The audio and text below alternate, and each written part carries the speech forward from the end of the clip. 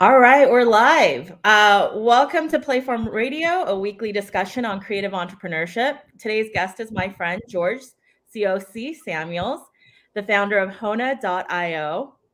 Um, and I've the founder of Hona.io, a Web 3.0 accountability platform. I invited my friend George onto the show because most artists are solopreneurs, and having been one myself, it's often a challenge to stay on task and be productive. As the founder of a blockchain-enabled accountability platform, Hona, George is someone who knows this problem well. So a little background on George. He's a serial entrepreneur who has built several organizations, including Faya, his consulting arm that offers blockchain and community management services. You have great names. Yeah. He also has consulted and served as head of community at several blockchain-related companies. We actually met in 2018 at a startup hostel in Singapore when we were both digital nomads in town for a block show. So we have a long, kind of relationship in blockchain and being entrepreneurs. And so, yeah, feel free to ask any questions for George in the chat while we talk. But I just want to kick this off, George, by talking about Hona and how it supports solopreneurs. Yeah, for sure. What would you like to know first? Should I go into sort of the origin story or? Yeah, I mean, I think why don't we just kind of start talking about what you guys do and how you help people with managing all the things. Commitments, accountability, etc. Yeah, sure. So, interestingly enough, you are pronouncing Hona correctly. In Sanskrit, it is Hona, but we have a play on words, so we actually say Hona because we want it to sound like honor, like honoring your word or honoring your goals or commitments.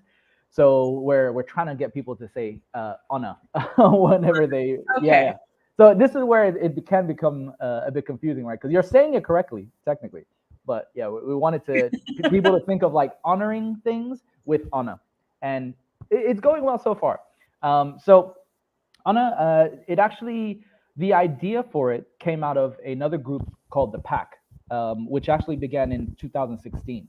And so this group was set up to be sort of like an accountability group, a mastermind to help people who were looking to achieve any goal of their own, but maybe were working remotely, didn't have a team of their own, solopreneurs, etc.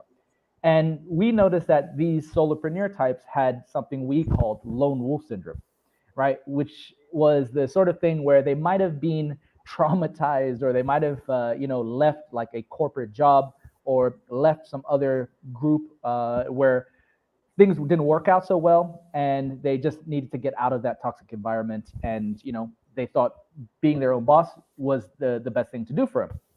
And so these types ended up struggling with the growth of their business because they felt like they needed to do everything on their own, which often came as a result of sort of, the things that they experienced having been in a toxic environment previously.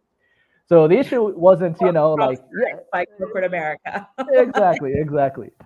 So, as a result of that, we kind of use this lone wolf syndrome thing, and then the Pack is all about sort of bringing these types together and using the power of a healthy pack or group, team, community to kind of get them back on path.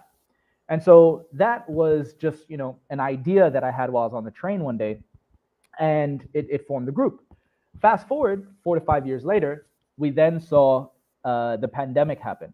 And a lot of members were coming in and out of the group over the years. There's a pretty like high loyalty rate, which is interesting because we use wolves as sort of like the symbol, right, for the pack. And people who would, keep coming. But then in the pandemic, people who had left earlier, they came back again with a lot of other new members because of the isolation they were feeling, the loneliness, right, during COVID. And so we found this really fascinating. And the whole process that we had was all around accountability, was all about, making sure that you were showing up for your rituals, which was, daily stand-ups, on Slack, weekly hot seat sessions, and then monthly reviews. And these are all the basics needed for any sort of healthy, high-performing team. But we were doing this for different solopreneurs, making them feel like a team, even though they were all working on their own stuff. Mhm. And so, this obviously worked well with the growth of remote workers over time, anyways, over the last 5 years.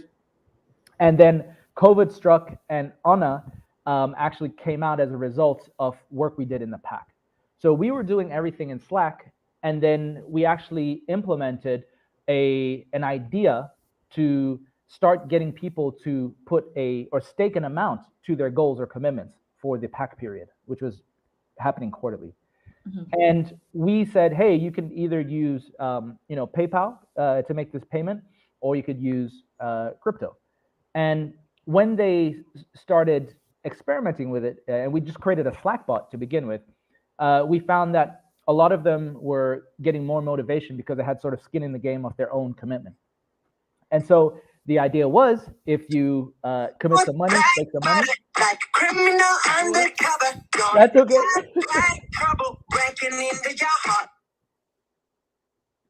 We good? Yeah, we're good. Was that a call or just randomly playing YouTube clip? Whoops. Oh my God, this is no, this is it was just someone I think unmuted on accident. Although it's yeah, hold on. I'm all right. Yeah, I think someone just got unmuted, but no it's all problem. good song Just for fun. fun. It is, just start dancing midway through. So yeah, I mean, I think it's definitely interesting, right? Like we're seeing a bunch of different things happening at the same time in regards to the future of work. We have the one challenge of having, everyone suddenly went remote. And then there's kind of this other trend that was already happening as just more and more people kind of starting their own businesses, embracing really the opportunities of the internet to be able to do that. I think the audience that we're talking to is largely artists who are really embracing this new trend around creator economy. There's new opportunities now to start your own business as a creative. You're no longer kind of reliant on systems. What you pointed out in regards to blockchain, crypto, and all of the, activity happening around that has also released the artist, right? Yes. They no longer have to be, represented by a gallery or anything like that, because there's finally a way to sell art directly through NFTs as well. 100%. So yeah, just kind of, what are your thoughts on kind of the future of work and just these trends and, where are things headed? So with the future of work, we actually kind of state this on our landing page for our website, but we believe the future of work is going to be community driven and accountable, because with this blockchain tech, I don't know if people are actually or consciously thinking about this. What it's doing is providing more accountability, right? Just by the nature of using a blockchain when you got NFTs and all this sort of stuff. And it's changing the language of people. The sort of conversations around ownership has definitely sort of started to switch for those who have started getting into the NFT space. And that was all sort of enabled by a lot of the works that have been happening with blockchain over the last decade. And yeah, definitely it's, there's that opportunity. I think blockchain provides transparency. So, to your point, that accountability also comes because it's around this environment of like, not only do you know what do I know what I'm doing, but I can kind of show everyone else what I'm doing. Actually, when we first met, I was traveling, and that was kind of like a big thing that I was trying to figure out. We didn't have Hona then. And I was kind of like, I'm going to be traveling, I'm going to be wandering, and I'm going to, but I want to stay productive and accountable. I wanted to make sure that there was, something. And I actually did look into a bunch of tracking apps, and there was nothing that I could really use. And so I think you've identified that hole in the market and turned it, created it into a business. But yeah, definitely, I was kind of in the same boat where I'm like, all right, I'm going to be on my own, traveling place to place. My environment's going to change like daily. Constantly. Yeah. So how do I make sure I stay on task? Like, I wanted to make sure I did things like stay healthy, keep working, doing things to make sure that I'm being productive while I'm traveling, that I'm just not like frittering away on the beach. I needed to do some of that, Yeah, of course, important. but also wanted to make sure I got things done. And it sounds like, Hona is kind of bringing together this community. You set your goals, things are transparent so other people can see, Yes. which makes you feel a little bit of pressure, right? Like, Yes. kind of like Peloton, but for everything other than workout. Yep, exactly. And it's really interesting because what we've seen is when our hypothesis at the beginning, we were just catering to sort of like remote workers. It was a little bit more business-oriented goals and commitments. But then we actually started to see more of the creator types come into the platform. And so one of my favorite committers or commitments right now is from an artist known as Baifion. And she's actually, I think she just graduated, and she's upgrading her 3D skills. And I think it's amazing. Like, I'm seeing her progress, and she's doing this for the exact reason you said. She tried a whole bunch of other tracking apps, and they didn't work for this type of work. So she's been using this to show up every day and show the progress of her art and of her 3D work. And now I'm actually looking to probably work with her for some things in the future in the NFT space as a result, because I was like, you got the skills. So there you go, straight from within the community. Yeah, actually, and I've noticed some artists out there who are doing some interesting things in regards to that accountability. Like, there's like been a trend, like there's like a hashtag on Instagram, art of the day or art every day. And like, Yes. artists will basically use social media for accountability as well. So Yes. what they'll do is like, they'll commit to creating one artwork every day. If, and then, like every day, like, day 96, day 90. Yeah. Like, Yep. and, I see that it's like, actually a lot of them also will use Playform because it's a really easy way of making sure you create art every day. Nice. And, because it simplifies the process. And so I'll see them tagging like art, us on art number, 1, 2, 3. And then they'll make it to like day 96. And it's just like incredibly impressive to see activity happening. Where people are committing to what they're saying. And, a big part of that is by being accountable to everyone else, showing, committing to their social media following. I'm going to share something every single day.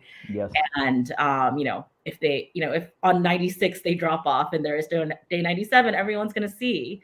Yep. And so I've noticed like that's one way of doing it. And it sounds like, but then when you're trying to do like something maybe longer term that won't have a product every single day, it sounds like Hona can be a way of addressing that. Yep. And that's the thing, like there's an opportunity here for like us being more like a platform for a commitment track record where we want to be able to integrate everybody else with what they're doing and have that displayed in a place like Hona, in the sense that we have a profile page at the moment, and you can go and see people's proof of work, right? You can see all the things they've committed to, how well they've been able to keep up with it, because I definitely see a lot of these building public initiatives and challenges on Twitter. They're happening all the time. And what we're trying to do is actually have these same types of people be able to easily leverage something like Hona to keep track of all these things, because it's nice when you put stuff in public, but it's still not necessarily being tracked in a way that it might, it might prompt you to show up if you forget. If you don't post something up on Twitter, like people got enough that they're focusing on, they might just be like, oh, okay, yep, he didn't do today, fine. With an accountability platform, if you're putting like some stake into it, and especially if you're involving blockchain and micropayments, you can have people add, to your journey. So what we have is we also have a feature whereby once you get started with your commitment, if you choose to put in a stake, so some money, other people can kind of tip or sponsor on top of it. So if you do make it all the way, like 100%, you get that additional money on top of what you've already staked. So some people are motivated by that. Some people aren't. Some people just like being able to share their stuff and engage, with others. So we're kind of balancing all these dynamics of motivation, because not everybody's motivated by the money aspect itself. That's why we also say community driven and accountable, because the community aspect is also one part of it, whereby if you have a supportive community around you, it makes it easier, makes the journey more enjoyable.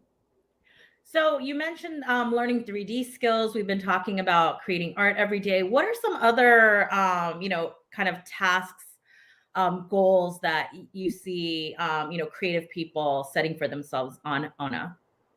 Yeah, so I see we definitely have writers as well.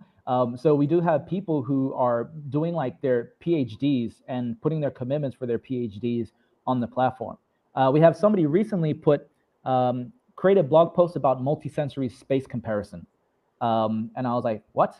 And he's looking at cyber consciousness, Another one here, we got somebody who's doing the basics. She's like, learn the basics of drawing illustration.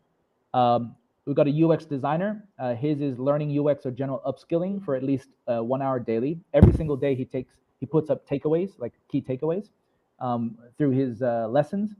And I think somebody else had mapping the position of the moon at certain intervals, which I thought was interesting. And the pictures that she takes of the moon is just like amazing.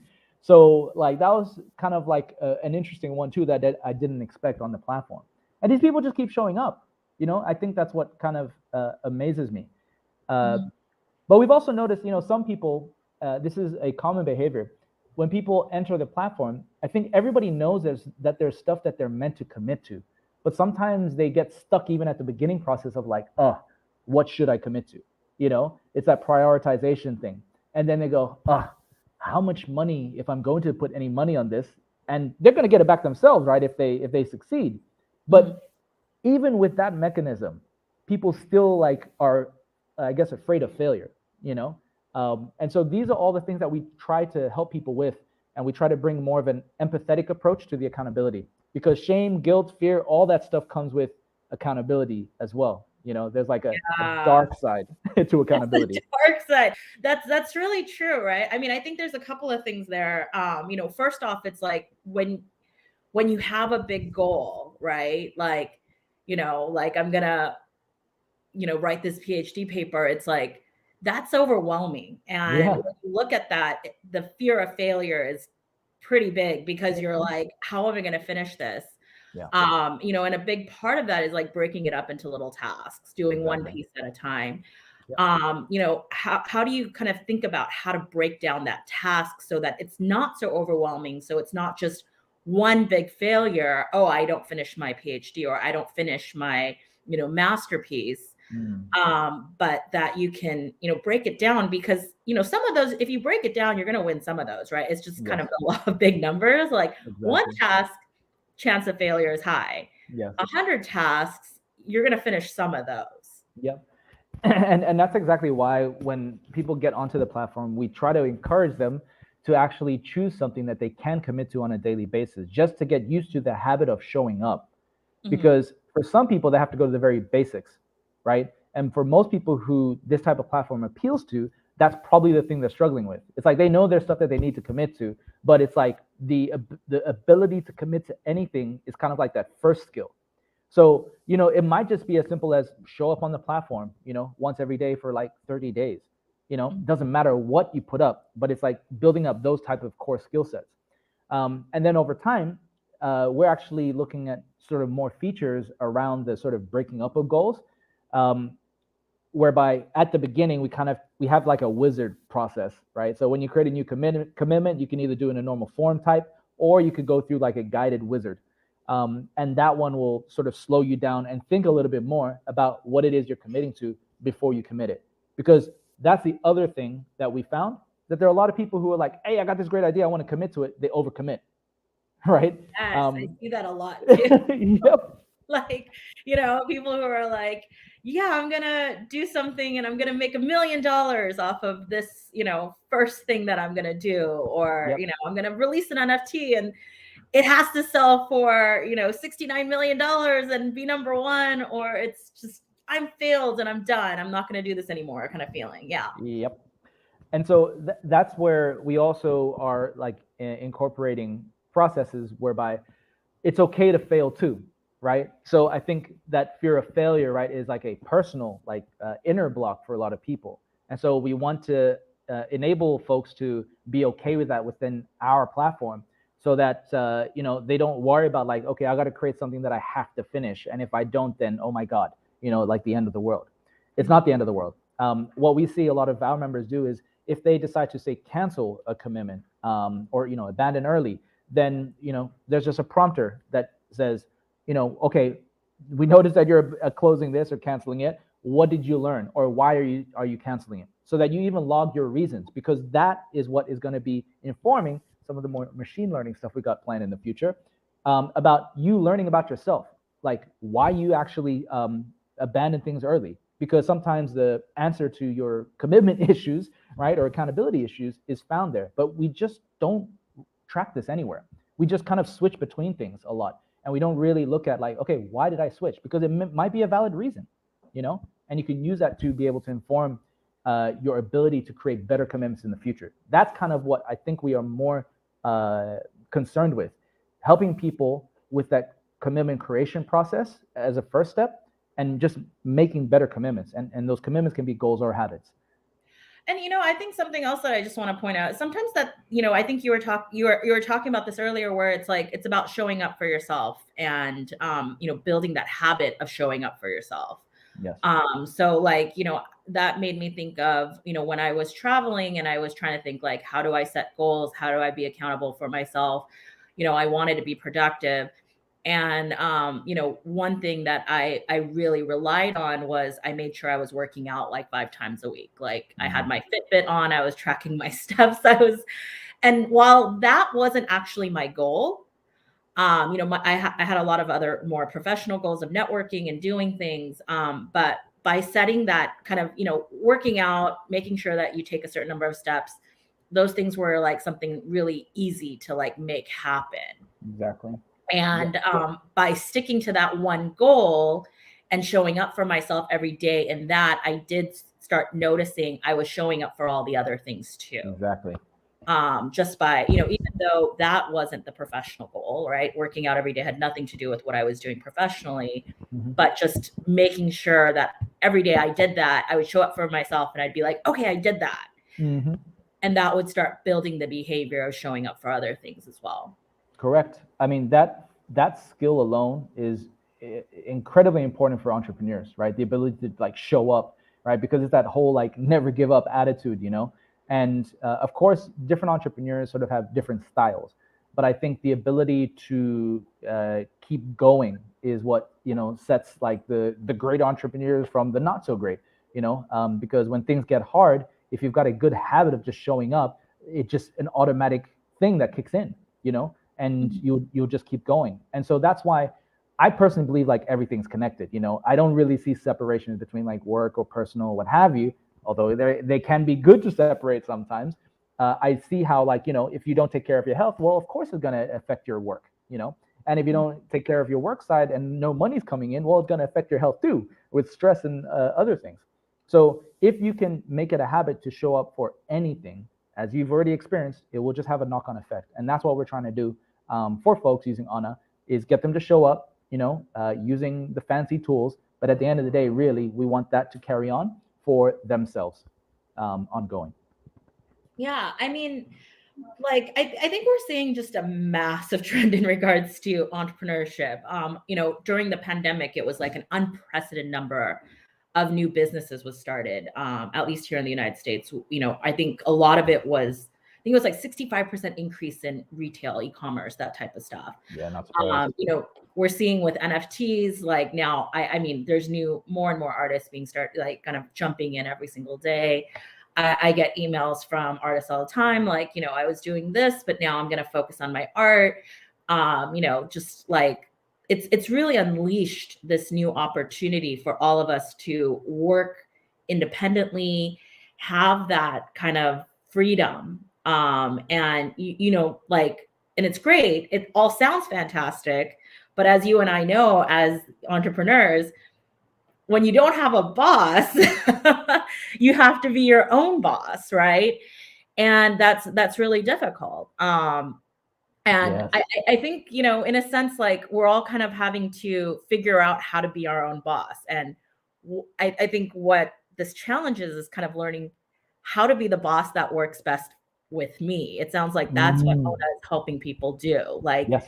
figure out how, in the traditional workplace, you had a boss and that was their job. Mm. Their job was to kind of monitor you, watch you, and go, what incentivizes Jennifer? How do I get Jennifer to do the next task? How do I get Jennifer to work faster? But now that onus is on us to figure out how to be the best boss of ourselves. Correct. And I think that's the biggest enabler for anybody, really. I think, in life, yeah, we can kind of get complacent and get used to having others be able to sort of structure things for us and yeah, maybe tell us what to do. And then, it still takes a team, right, to like sort of achieve any grand thing. But there are those of us, who are probably better suited to this entrepreneurial path. And if we're going down that path, we do have to learn how to lead ourselves first, because that's what makes us more effective leaders of others. And Well, so, that's also what makes more money, right? Because your yeah, manager always made more money than you because they got you to do things. Like, yes, if anything, I think there's like a value capture opportunity here for people. yes, Like, hey, stop letting someone else make all the money for telling you what to do. Learn how to manage yourself, and you exactly. can get paid for your productivity plus what your manager would have made off of you. Exactly. And those are the sort of things that, and especially as we're seeing, right, the way that we're working is shifting due to the pandemic. More people are going remote. They have to learn how to manage their time better. Otherwise, they will have companies, and we're seeing this already, who don't trust their workers enough, right? And they want to micromanage from afar, right? And so, if an individual cannot prove that they can actually manage their own time well, without the structures of going to work and clocking in and clocking out at certain times, then that says a lot. And so what this is kind of doing as well is like trying to help with that culture shift for a lot of people, where this may be the norm. You get the flexibility, but with that flexibility and freedom, you need the self-discipline. Mm-hmm. And that Yeah, came from that like, came from the PAX side. yeah, like So, you yeah. fix something and something else will inevitably be broken, right? Like I think you're all capturing back our time, but now we need to fix kind of like how we work. And Exactly. that's kind of the exciting shift that we're going through right now. Yep. Because you mentioned going to work, right? And Mhm. what we were talking about earlier in regards to that showing up for yourself, habit building. I think for a lot of people, it's like that was kind of the activity. Getting in Yes. your car, getting on the bus, going to work. Okay, step Mm. 1, I made it here. Yep. Right? Yeah. And when you don't have anywhere to go to, when it's like literally get out of bed, go to my desk, Hmm. now the entire kind of system kind of fell apart for a bunch of people where step 1, showing up, no Hmm. longer exists. You just show up to like literally the side of your bed, right at your desk. Yeah. Um, So, I mean, I'm also curious, just kind of from your own experience during the mm, pandemic, what are some of the things that you did, to kind of keep yourself accountable? yeah. Well, the pack, as I mentioned, right before Anna, we created Anna. The pack actually was always like my way of being able to um, stay accountable. Is more like check-ins, Mhm. and that's that community-driven part, right? But outside of that, because I would also have some breaks myself. Outside of that, it would always just be like sort of knowing what my rituals are. And I have a love and hate relationship with rituals. This is why like I've created all this stuff. It's like solving my own problem, right? Um, I love my freedom, but I also learned, having created the pack and working with everyone. It's like for me, true freedom comes through self-discipline, right? Because there's freedom, and without the responsibility, that just becomes recklessness. But I found that when I have like self-discipline and sort of like my own furnace for the fire, right, it gets to glow bright and warm people around you and environments that you're in, as opposed to like destroying everything. And Mhm. so the rituals became very important and an important part. And that's what ties into all this habit making. So, especially if you're somebody who's moving around like us two, we have to find our own rituals that can move with us wherever we go. Yeah. And I've had to constantly like adapt and evolve that. Right now, luckily, my partner and I, we finally found like ourselves in an area where like we can actually show up every morning, or at least 3 times a week, to go to the gym, work out, walk, etc. But that has to be transferable as we're moving, right? So the important part there would be like, well, okay, right after you wake up, make sure you just do something, right? It doesn't matter that it's not that specific gym or something of the sort, but you got to find the thing that is going to work as you're moving around, like no matter where you go. That's the dilemma for travelers. So what I found is that like there might be sort of certain rituals that I will just have, and that is something that I try to keep refining and keep snapping back to, even if I lose track myself, because I do. There are some times where I just forget, and then I'm like, damn it, okay, got to get back. Like journaling, okay, remember to journal. I used to be like prolific with it, but then as I started moving around, got all distorted.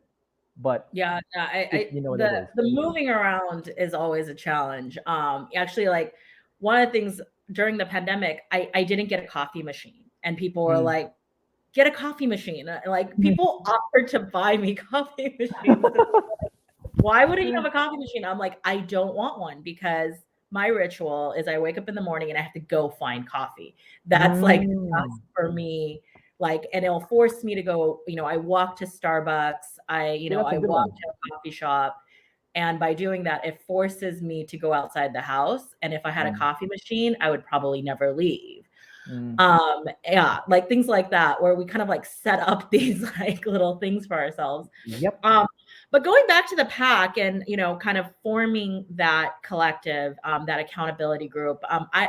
We talked during the pandemic, and you told me about the pack, and I actually had formed my own as well. Nice.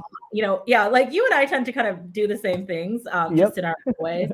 Yep. I had formed my own pack. I had daily stand-ups with them in the morning. We have like these check-ins just throughout the day, because I started the pandemic also as a solopreneur, consulting for various startups, and I realized like, oh, this is not going to work. Like I used to go to co-working spaces. I used to do all of that, but now we're all stuck at home. So I started doing like daily stand up with some friends.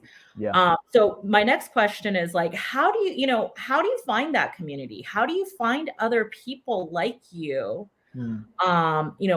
What should you look for in regards to the type of people you want in your pack? That is a good question. I think we had a story with the pack that appealed to obviously certain types of people, who resonate with, I guess, the symbolism of a pack, who understood the lone wolf entrepreneur.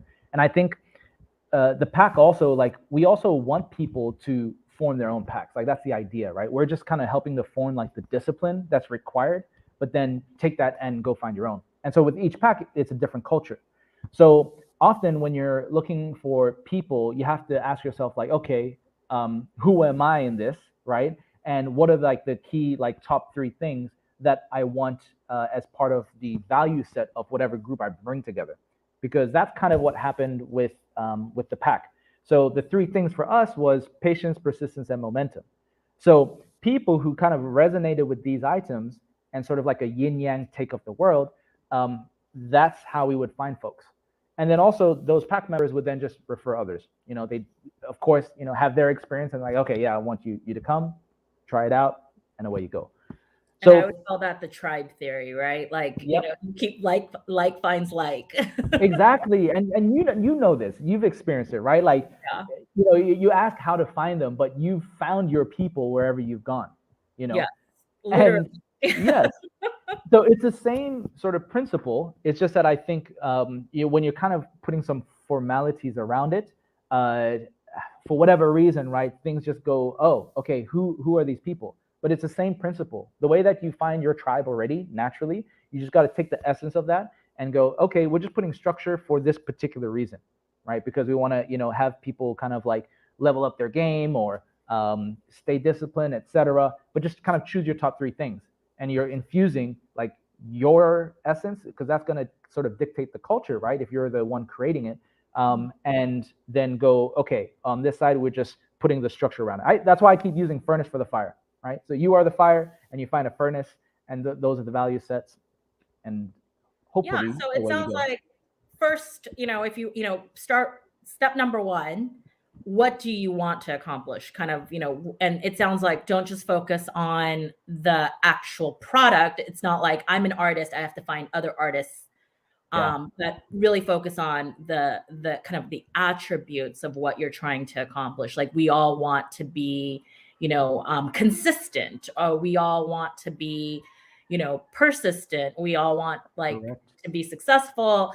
And, it doesn't necessarily matter how you're doing it, what type of work you do, but finding people who share those values. Exactly. And just even start with one, right? You can find one person, the two of you do it.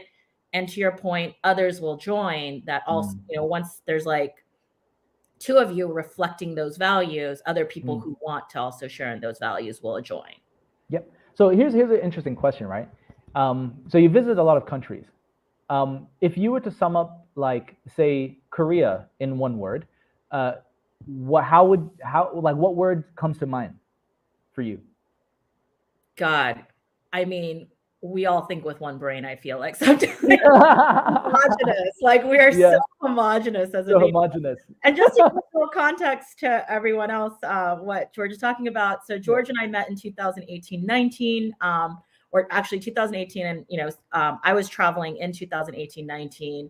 Prior to the pandemic, I did an around the world trip where I left here, home in LA, and I kept going west until I made it back home. So I made it through 20 countries where I just kept going. And every day it was like, trying to figure out, where do I want to go next? And a lot of that was just kind of driven by people I met and like, oh, okay, where are you guys going? Where did you guys go? That was cool. And I would keep going. So George and I met during that phase of my life. He was kind of on the same boat traveling around.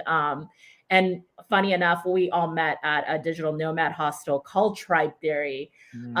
And so we all kind of converged there and, kind of intersected and kept going on our way. And so, but going back to the conversation, Korea, I would say, everyone is, I don't know, there's so many different things about Korea. But there's definitely like this, it just kind of all works together. Everyone kind of, it's like, everyone's kind of in step by step. It's like Seoul is a city with like 20 million people, yet it doesn't feel like that because everything's just very well organized. Yeah.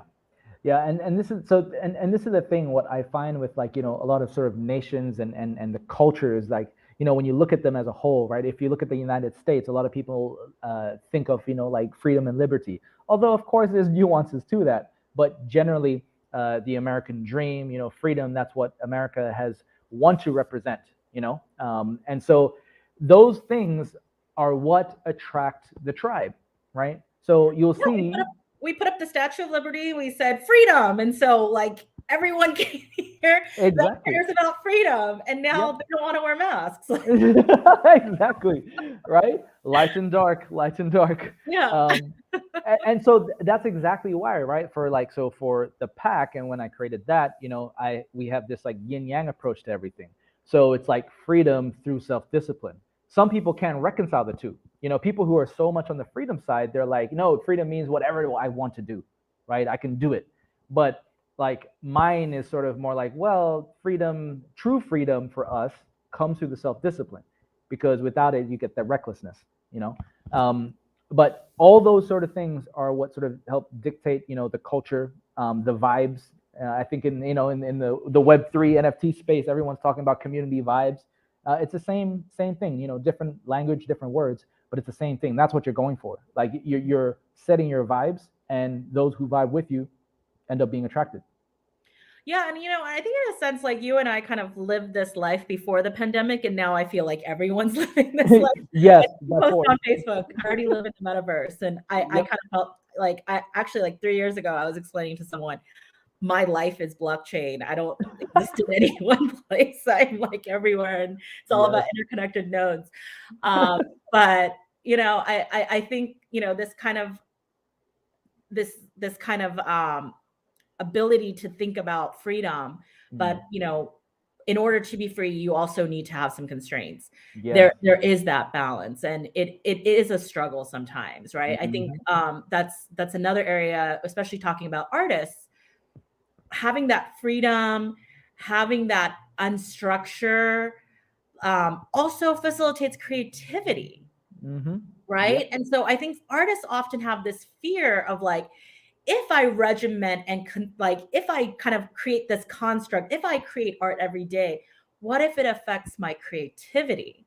Like they don't want so much rigidity, that because that yin yang is also a balance as well. What are some of your thoughts in regards to that creative balance? Sure. So just a note for everyone who's tuning in, I used to be an animator. So my actual original career goal was to work for Disney or Pixar, right? So I'm very familiar with the creative person's struggle.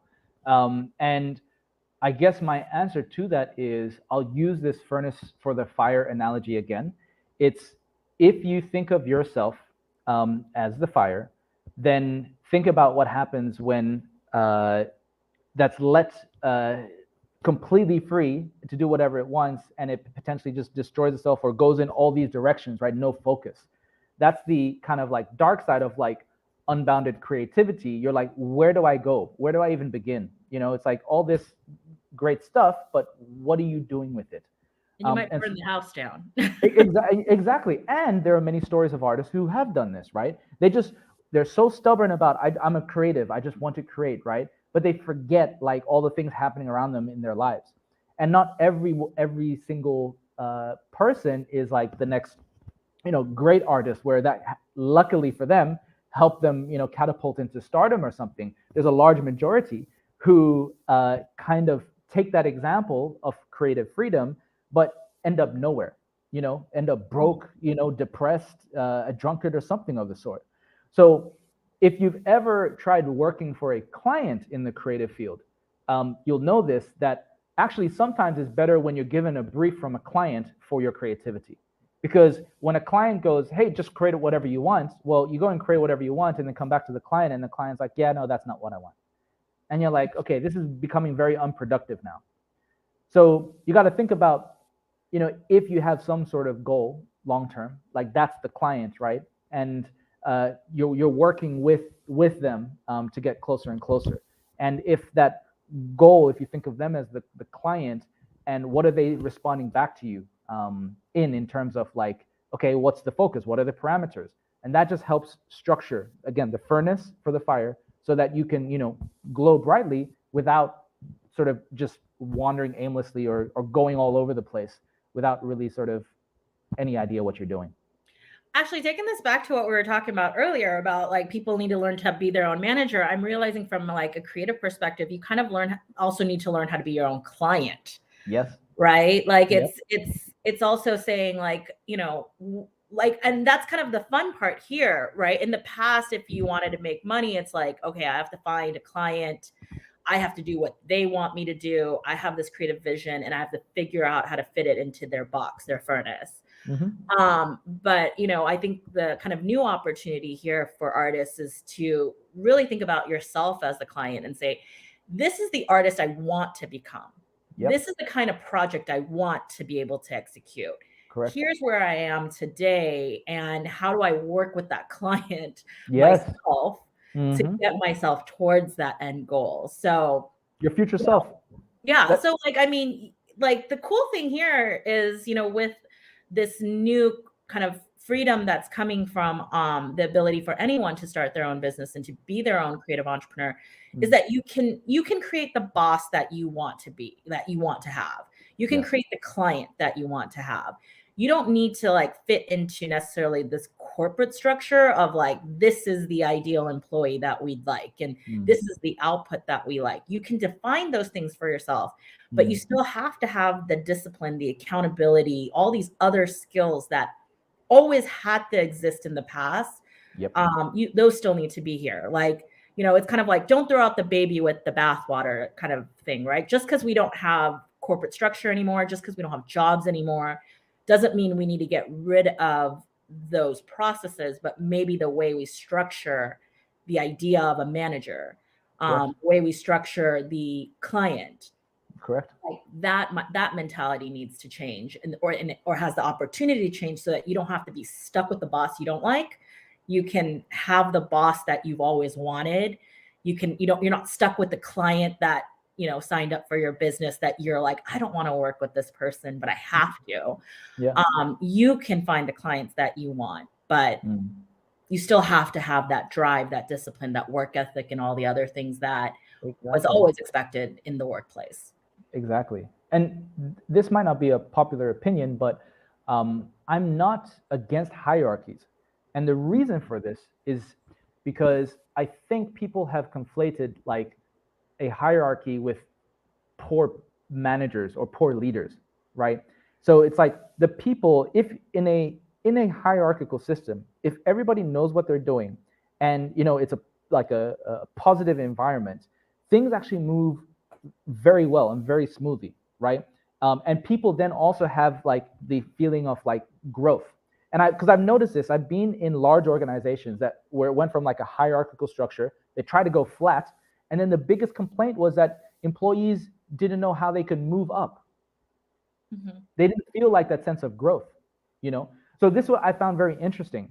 And so we have to remember too that like sometimes there are just poor managers or poor leaders that we work with that make us think that it's like the entire structure. Now the structure can impact. I'm not saying it doesn't, but it's looking at if you experience something with like 1, 2, or maybe 3 people, right? It doesn't mean that like everything related to that environment that you were in is completely bad. Just like you said, right? The processes of corporates, like they can actually still serve you, right?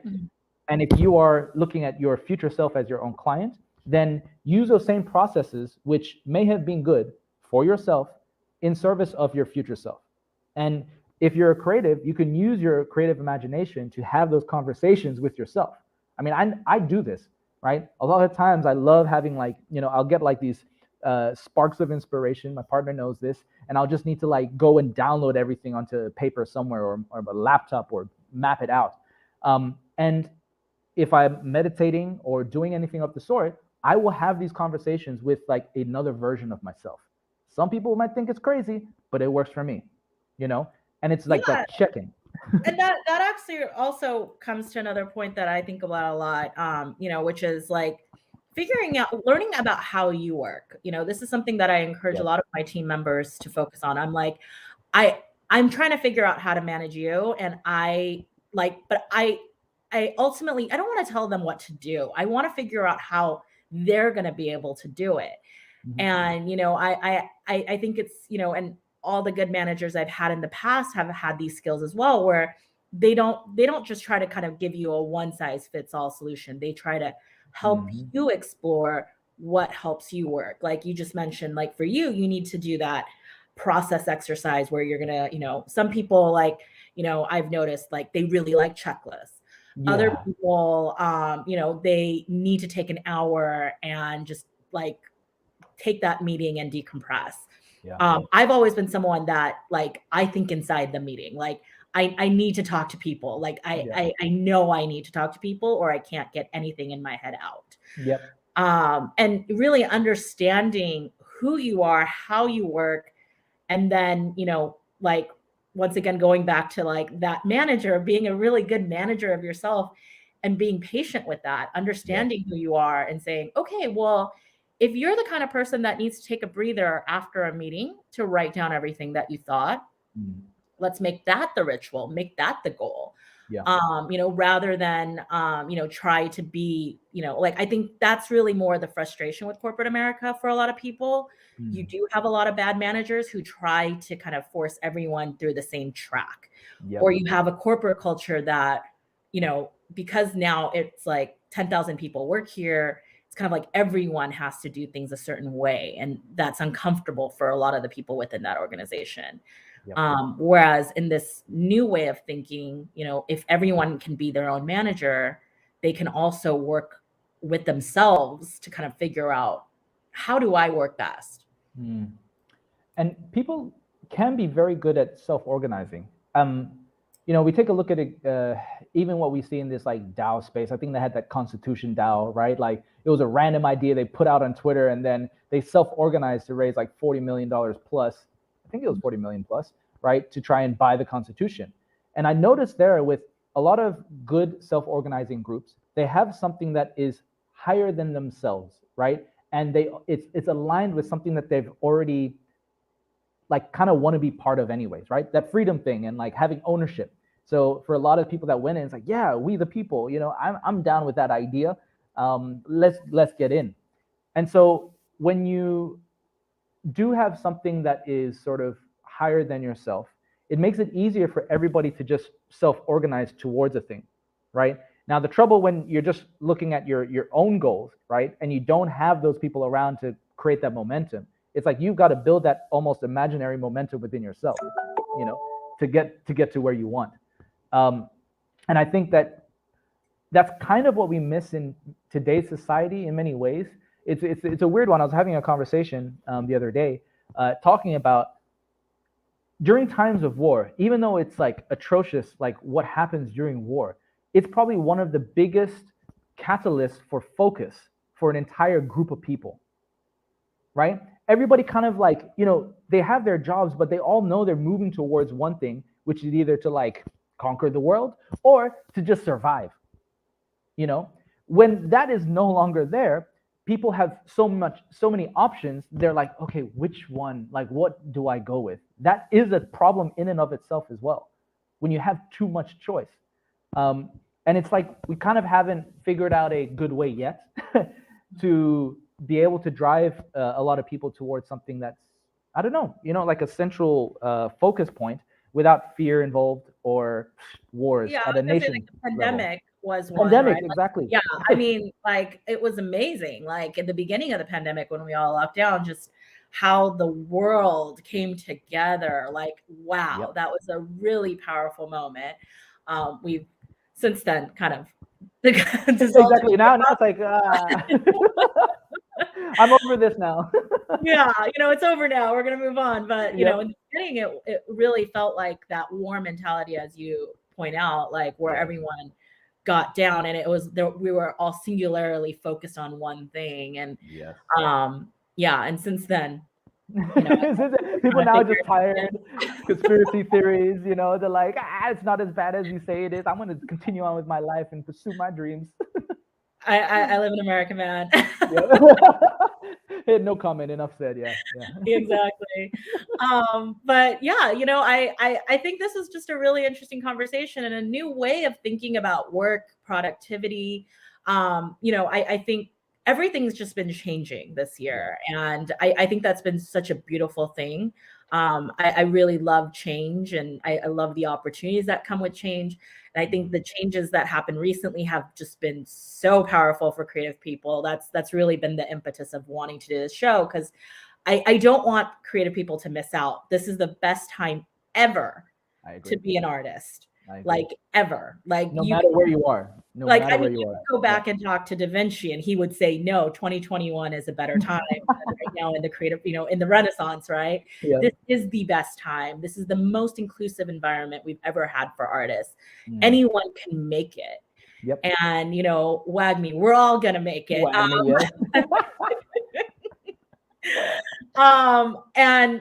But like there's going to be things that separate the herd. Like it's going to be people who can figure out how to thrive in this new environment.